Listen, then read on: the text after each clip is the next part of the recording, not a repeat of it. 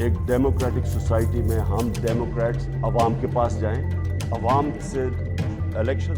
4 বছর আগেও যিনি ছিলেন পাকিস্তানের প্রধানমন্ত্রী, আজ তিনি বন্দী রাওয়ালপিন্ডির আদিয়ালা কারাগারের তথাকথিত ডেথ সেলে। জাতিসংঘের তথ্য বলছে 73 বছর বয়সী ইমরান খানকে দিনে 22 ঘন্টা একাকী আটকে রাখা হচ্ছে।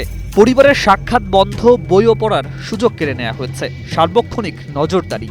এটি কোনো সাধারণ কারাবাস নয়, এটি ধীরে ধীরে মানুষটিকে ভেঙে দেয়ার রাষ্ট্রীয় কৌশল, যেখানে শারীরিক শাস্তির চেয়েও মানসিক নিপীড়ন ভয়াবহ। নতুন এবং ফিরে আসা গ্রাহকদের জন্য নগদে চলছে ক্যাশব্যাক সহ প্রতিদিন হাজারো উপহার জেতার সুযোগ। হবে আশা আর ফেরা, সারপ্রাইজ সেরা। পাকিস্তানের ক্ষমতা কাঠামো যে ইমরান খানের শেষ রাজনৈতিক শ্বাসটুকুও রুদ্ধ করতে চায় তা আর গোপন নেই। তার বিরুদ্ধে 200-এর বেশি মামলা, দুর্নীতির অভিযোগে 14 বছরের সাজা, আর এক মামলা খারিজ হলেই নতুন কয়েকটি মামলার বন্যা। সব মিলিয়ে এটি ন্যায় বিচার নয়, বরং বিচার প্রক্রিয়াকে অস্ত্র বানিয়ে একজন নেতাকে নিশ্চিহ্ন করার ছক। পরিবার বলছে উদ্দেশ্য একটাই, তাকে ভাঙো, তাকে ক্লান্ত করো, তাকে ভুলিয়ে দাও।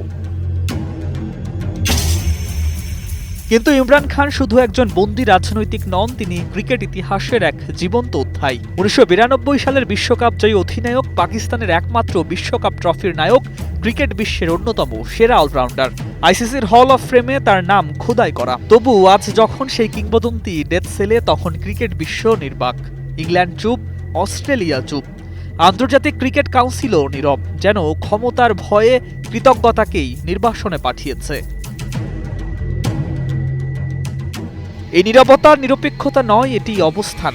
ক্রিকেট যে মানবতা, ন্যায়বোধ আর খেলোয়াড় সত্তার কথা বলে, আজ সেই ক্রিকেটই একজন কিংবদন্তির রাষ্ট্রীয় নিপীড়নের সামনে চোখ ফিরিয়ে নিয়েছে। অ্যাশেজ সিরিজ, বিজ্ঞাপন আর সম্প্রচারের উত্তাপে ঢাকা পড়ে গেছে একটি প্রশ্ন: একজন বিশ্বকাপজয়ী অধিনায়কের সঙ্গে যদি এমনটাই হয়, তবে ক্রিকেটের নৈতিক উচ্চতা কোথায় দাঁড়িয়ে? একদিন মাঠে দাঁড়িয়ে ইমরান খান সতীর্থদের বলেছিলেন, কোণঠাসা বাঘের মতো লড়াই করো। আজ সেই বাঘ খাঁচায় নিঃশব্দে লড়ছে। প্রশ্ন হলো, ইমরান খানের লড়াই শেষ হওয়ার আগেই কি ক্রিকেট বিশ্ব তার বিবেক ফিরে পাবে, নাকি ইতিহাস আবারও লিখবে সবাই দেখেছিল, সবাই জানত, তবু সবাই নীরব ছিল? Desk report, 21 television.